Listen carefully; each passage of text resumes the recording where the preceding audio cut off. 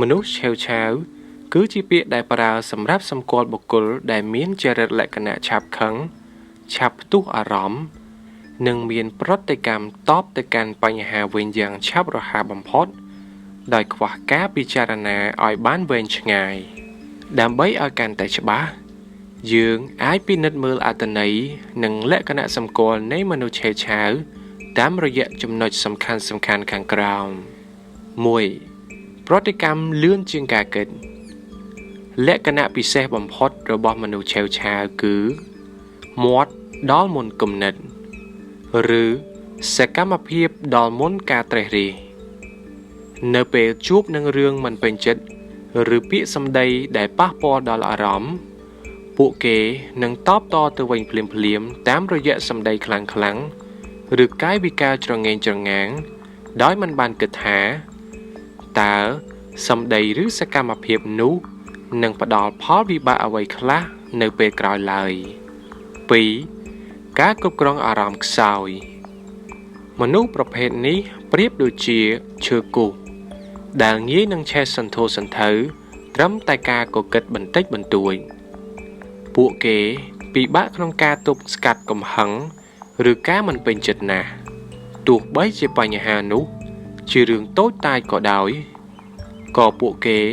អាចធ្វើឲ្យវាคล้ายទៅជារឿងធំបានដែរដោយសារតែការផ្ទុះអារម្មណ៍មិនចេះអត់ធ្មត់ 3. មកលឿនទៅលឿននឹងការស្ដាយក្រោយភាគច្រើនមនុស្សឆេវឆាវច្រើនតែជាមនុស្សចិត្តត្រង់ឬគ្មានកលល្បិច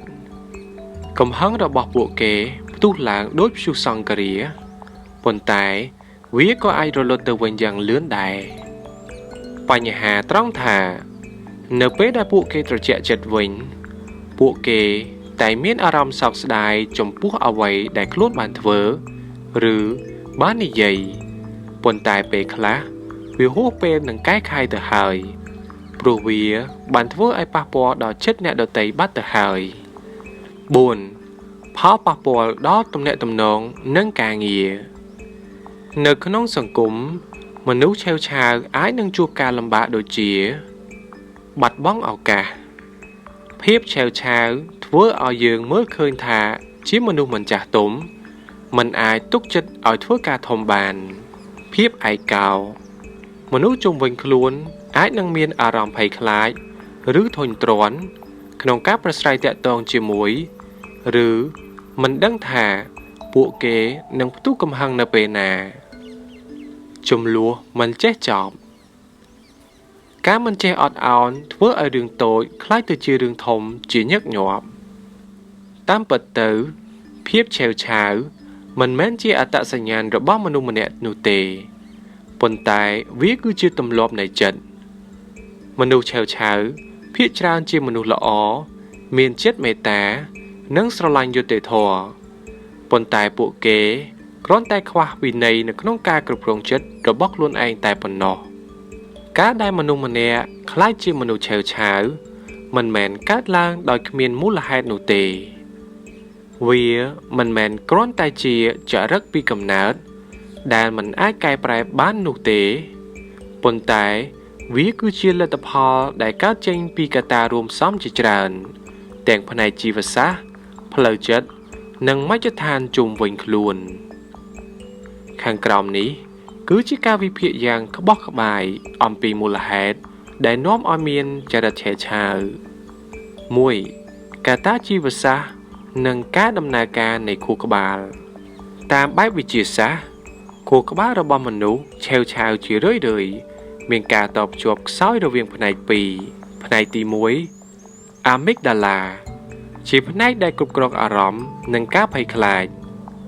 ផ្នែកទី2ខួរក្បាលផ្នែកខាងមុខ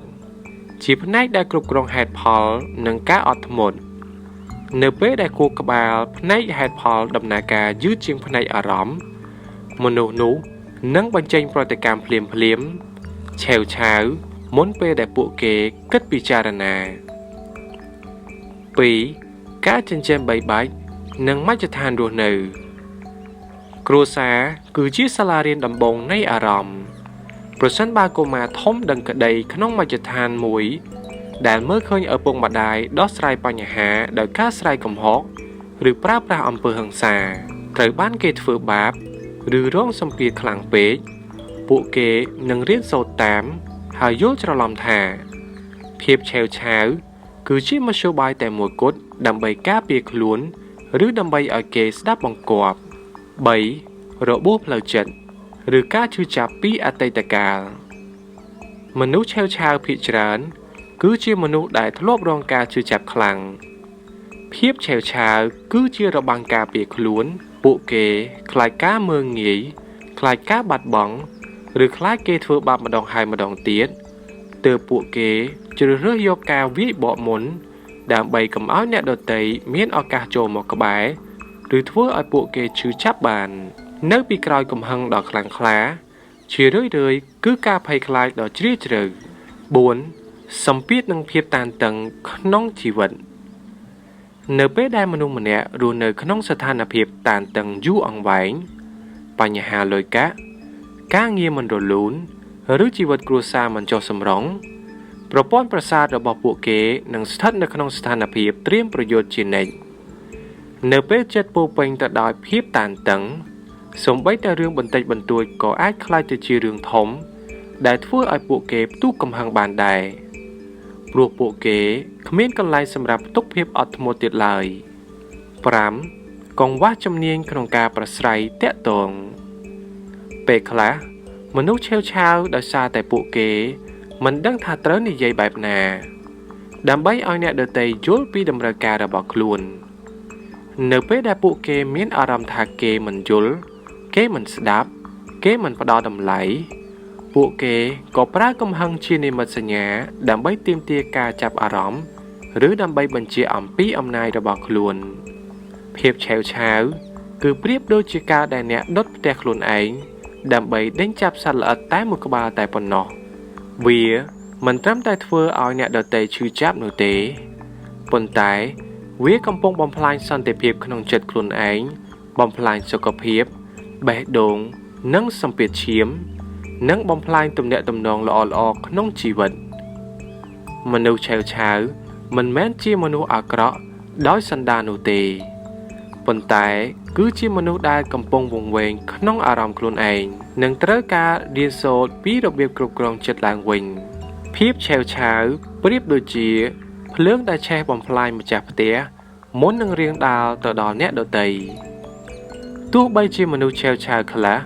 មានចិត្តល្អពីខាងក្នុងក៏ដោយប៉ុន្តែផលវិបាកដែលកើតឡើងពីសកម្មភាពខ្វះការពិចារណាអាចជះឥទ្ធិពលអាក្រក់យ៉ាងធ្ងន់ធ្ងរដល់ជីវិតទាំងមូលទាំងនេះគឺជាការវិភាគស៊ីជម្រៅអំពីផលវិបាកនៃភាពឆេវឆាវ 1. ការបាត់បង់ទំនាក់ទំនងនិងភាពឯកោនេះគឺជាផលវិបាកដែលឈឺចាប់បំផុតមនុស្សជុំវិញខ្លួនមិនថាជាក្រុមគ្រួសារមិត្តភ័ក្តិឬដៃគូជីវិតឡើយតែងតែចង់មានអារម្មណ៍សុវត្ថិភាពនិងកក់ក្ដៅការដើរចេញនៅពេលអ្នកផ្ទុះកំហឹងម្ដងហើយម្ដងទៀតវានឹងបង្កើតជារបួសផ្លូវចិត្តយូរទៅពួកគេនឹងសម្រេចចិត្តដកខ្លួនចេញដើម្បីការពារសន្តិភាពផ្លូវចិត្តរបស់ពួកគេការរស់នៅដោយភាពភ័យខ្លាចមនុស្សដែលនៅជិតអ្នកនឹងមានអារម្មណ៍ថាដូចជាដើរលើកញ្ចក់គឺត្រូវតែប្រយ័ត្នប្រយែងហួសហេតុមិនហ៊ាននិយាយការពិតព្រោះខ្លាចធ្វើឲ្យអ្នកខឹងទំនាក់ទំនងដែលខ្វះភាពស្មោះត្រង់និងរលាយរលត់ទៅវិញមិនខាន 2. ការបំផ្លាញកេរ្តិ៍ឈ្មោះនិងឱកាសក្នុងអាជីពនៅក្នុងពិភពការងារភាពវៃឆ្លាតខាងអារម្មណ៍ EQ មានតម្លៃខ្ពស់ជាងចំណេះដឹងទៅទៀតកង្វះការទុកចិត្តថ្នាក់ដឹកនាំនិងមិនហ៊ានប្រគល់ការងារធំឬតំណែងខ្ពស់ឲ្យអ្នកឡើយប្រសិនបើអ្នកមិនអាចគ្រប់គ្រងអារម្មណ៍ខ្លួនឯងបានព្រោះគេយល់ថាអ្នកមិនទាន់មានភាពចាស់ទុំនៅឡើយទំនាក់ទំនងការងារមិនល្អភាពឆេវឆាវធ្វើឲ្យមិត្តរួមការងារខ្លាចរអាមិនចង់សហការជាមួយដែលវានឹងធ្វើឲ្យផលិតភាពការងាររបស់អ្នកធ្លាក់ចុះនិងបាត់បង់ឱកាសកសាងបណ្ដាញទំនាក់ទំនងល្អៗ 3. ផលប៉ះពាល់យ៉ាងធ្ងន់ធ្ងរដល់សុខភាពភាពឆេវឆាវមិនត្រឹមតែបំផ្លាញចិត្តទេតែវាកំពុងសម្លាប់រាងកាយអ្នកបន្តិចម្ដងសុខភាពបេះដូងនៅពេលខឹងខ្លាំងរាងកាយបញ្ចេញជាតិពុលដែលធ្វើឲ្យបេះដូងលោតញាប់និងសម្ពាធឈាមឡើងខ្ពស់ងាយនឹងប្រឈមមុខនឹងជំងឺខ្សោយបេះដូងឬដាច់សរសៃឈាមខួរក្បាលវិបត្តិផ្លូវចិត្តបន្ទាប់ពីផ្ទុះកំហឹងមនុស្សឆេវឆាវតែងតែធ្លាក់ក្នុងស្ថានភាពសោកស្ដាយបន្ទោសខ្លួនឯងនិងបាក់ទឹកចិត្តនេះនឹងធ្វើឲ្យអ្នកបាត់បង់សន្តិភាពក្នុងចិត្តជារៀងរហូត 4. ការសម្រេចចិត្តខុសឆ្គងដែលមិនអាចកែខៃបានក្នុងស្ថានភាពឆេវឆាវខួរក្បាលផ្នែកហេតុផលត្រូវបានបិទចិត្តរាល់ការសម្រេចចិត្តដែលធ្វើឡើងក្នុងពេលខឹងច្រើនតែនាំមកនូវមហន្តរាយការបាត់បង់ទ្រព្យសម្បត្តិនិងច្បាប់ការវាយបំផ្លាញរបស់របរឬការបង្កហិង្សាដោយអចេតនាអាចនាំអ្នកទៅរកការបាត់បង់លុយកាក់ឬប្រឈមមុខនឹងផ្លូវច្បាប់ដែលអាចបំផ្លាញអនាគតទាំងមូលត្រឹមតែមួយពពេចភ្នែកពាក្យសម្ដីដូចជាព្រួញសម្ដីដែលនិយាយចេញទៅក្នុងពេលឆេវឆាវប្រៀបដូចជាដែកគោលដែលដោតជាប់នឹងជញ្ជាំងទោះបីជាដកវាចេញក៏ដោយក៏ស្នាមប្រហោងនៅតែមានភាពជោគជ័យដ៏អស្ចារ្យបំផុតក្នុងជីវិតមិនមែនជាការឈ្នះអ្នកដទៃឡើយប៉ុន្តែគឺជាការឈ្នះលើអារម្មណ៍ខ្លួនឯងមនុស្សឆេវឆាវអាចទទួលបានជ័យជំនះភ្លាមតាមរយៈការគំរាមកំហែងឬប្រើសម្លេងខ្លាំងប៉ុន្តែពួកគេនឹងចាញ់ក្នុងរយៈពេលវែងទាំងផ្នែកស្នេហាគ្រួសារកិត្តិយសនិងសុខភាពអត់ធ្មត់មិនមែនជាភាពទន់ជ្រាយទេប៉ុន្តែវាគឺជាអំណាចនៃមនុស្សដែលមានការអប់រំខ្ពស់ខាងផ្លូវអារម្មណ៍ការផ្លាស់ប្ដូរចរិតឆេវឆាវមិនមែនជារឿងដែលធ្វើបានភ្លាមក្នុងរយៈពេល1ថ្ងៃឬ2ថ្ងៃនោះទេវាគឺជាការវឹកហាត់ផ្លូវចិត្តដែលទាមទារការតាំងចិត្តខ្ពស់និងការអនុវត្តជាប្រចាំប្រសិនបើអ្នកចង់គ្រប់គ្រងភ្លើងកំហឹងនិងភាពឆេវឆាវឲ្យបានជោគជ័យអ្នកអាចអនុវត្តតាមវិធីសាស្ត្រខាងក្រោមនេះ 1. យុទ្ធសាស្ត្រទប់ទល់ភ្លាមនៅពេលដែលអ្នកមានអារម្មណ៍ថាកំហឹងកំពុងតែពុះកញ្ជ្រោលឡើងសូមប្រើវិធីសាស្ត្រទាំងនេះដើម្បីពន្លត់វាច្បាប់10វិនាទីមុននឹងនិយាយ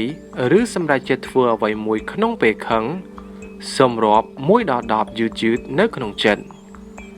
ពេលវេលាដ៏ខ្លីនេះនឹងអនុញ្ញាតឲ្យខួរក្បាលផ្នែកហេតុផល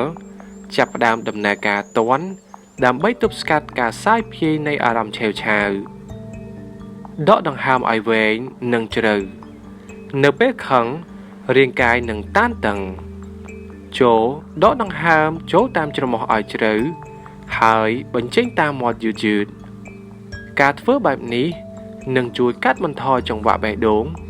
និងផ្ដល់សញ្ញាទៅប្រព័ន្ធប្រសាទថាអ្នកកំពុងមានសុវត្ថិភាពវានឹងជួយឲ្យអ្នកត្រជាក់ចិត្តវិញបានយ៉ាងលឿនដកខ្លួនចេញពីកន្លែងកើតហេតុ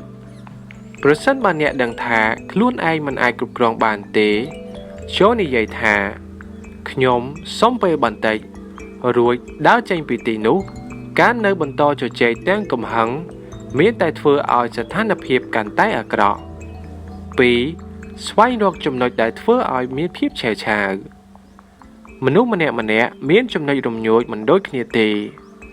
អ្នកគួរកត់ចំណាំទុកថាតើអ្វីខ្លះដែលធ្វើឲ្យអ្នកឆាប់ខឹងតើវាជាការមើលងាយការកុហកការមិនគោរពពេលវេលាឬមកពីអ្នកហត់នឿយខ្លាំងពេកនៅពេលអ្នកស្គាល់ច្បាស់អ្នកនឹងអាចត្រៀមចិត្តទុកមុនបានឧទាហរណ៍បន្តិចទៀតខ្ញុំនឹងជួបមនុស្សម្នាក់ដែលចូលចិត្តនិយាយឌឺដងដូច្នេះខ្ញុំត្រូវតែប្រាប់ខ្លួនឯងឲ្យរក្សាភាពស្ងប់ស្ងាត់ឲ្យបាន 3. ផ្លាស់ប្ដូរការប្រស្រ័យតាក់ទងភាពឆេវឆាវច្រើនតែកើតឡើងនៅពេលយើងចង់ឲ្យគេយល់អំពីយើងប៉ុន្តែយើងប្រើវិធីខុសប្រើពាក្យខ្ញុំជំនួសឲ្យការចោទប្រកាន់ថាអ្នកឯងធ្វើឲ្យខ្ញុំខឹងចូលនិយាយថាខ្ញុំមានអារម្មណ៍មិនសប្បាយចិត្ត នៅពេលដែលរឿងនេះកើតឡើងការនិយាយពីអារម្មណ៍ខ្លួនឯងមិនសូវបង្កជាចំនួនដូចជាការចោទប្រកាន់ឡើយរៀនធ្វើជាអ្នកស្ដាប់ពេលខ្លះយើងឆេវឆាវព្រោះយើងស្ដាប់មិនទាន់ចប់រួចក៏សន្និដ្ឋានបាត់ទៅហើយចូលស្ដាប់ឲ្យយល់អំពីបំណងរបស់អ្នកដទៃសិនមុននឹងឆ្លើយតប 4. ការថែរក្សាសុខភាពផ្លូវកាយនិងផ្លូវចិត្តសុខភាពរាងកាយមានឥទ្ធិពលខ្លាំងលើអារម្មណ៍គេងឲ្យបានគ្រប់គ្រាន់កាលណាអ្នកសម្រាកមិនស្កប់ស្កល់ប្រព័ន្ធប្រសាទរបស់អ្នកនឹងឆាប់រងប្រតិកម្មដែលធ្វើឲ្យរឿងតូចក្លាយទៅជារឿងធំហាត់ប្រាណការហាត់ប្រាណជួយបញ្ចេញជាតិពុលនិងអរម៉ូនស្ត្រេសចេញពីរាងកាយនិងជួយបង្កើនប្រព័ន្ធអរម៉ូនសប្បាយចិត្តសមាធិការហាត់សមាធិត្រឹមតែ5ទៅ10នាទីក្នុងមួយថ្ងៃជួយឲ្យអ្នកមានសតិដឹងខ្លួននៅពេលដែលអ្នកមានសតិអ្នកនឹងអាចដឹងទាន់ថាកំហឹងកំពុងកើតឡើងហើយរួចអ្នកក៏អាចរំលាយវាចោលបានភ្លាមៗ 5. ការអនុវត្តការអត់ឱននិងការយល់ចិត្តចូលរៀនដាក់ខ្លួនឯងក្នុងស្ថានភាពអ្នកដទៃនៅពេលនរណាម្នាក់ធ្វើឲ្យអ្នកខឹងចូលសាកល្បងគិតថាប្រហែលជាគាត់កំពុងមានបញ្ហាពិបាកចិត្តអ្វីមួយឬប្រហែលជាគាត់មិនបានតាំងចិត្តទេការគិតក្នុងផ្លូវវិជ្ជមានបែបនេះនឹងធ្វើឲ្យកំហឹងរបស់អ្នកអន់ថយចុះសារសម្រាប់ដាស់តឿនចិត្តអ្នកដែលខ្លាំងពិតប្រាកដមិនមែនជាអ្នកដែលចេះវាយតប់ឬស្រែកឈ្នះអ្នកដទៃនោះទេប៉ុន្តែគឺជាអ្នកដែលស្ងប់ស្ងាត់បំផុតនៅចំពោះមុខជុកភ្លៀងនៃអារម្មណ៍ខ្លួនឯងការកែប្រែភាពឆេវឆាវគឺជាដំណើរវែងឆ្ងាយ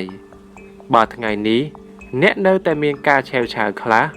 សូមកុំបន្ទោសខ្លួនឯងអីប៉ុន្តែត្រូវសន្យាជាមួយខ្លួនឯងថាស្អែកនេះខ្ញុំនឹងធ្វើឲ្យបានល្អជាងថ្ងៃនេះ